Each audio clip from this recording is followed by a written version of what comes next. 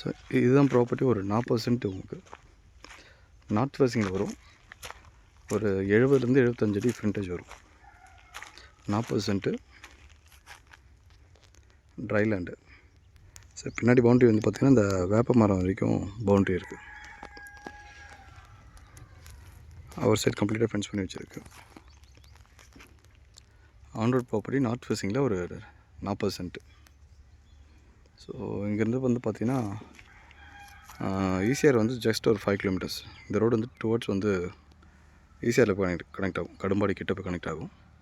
இங்கேருந்து ப்ராப்பர்ட்டிலேருந்து ஈசிஆருக்கு ஒரு 5 கிலோமீட்டர்ஸ் வரும். மாமல்லபுரம் ஒரு 6 to 7 கிலோமீட்டர்ஸ் வரும்.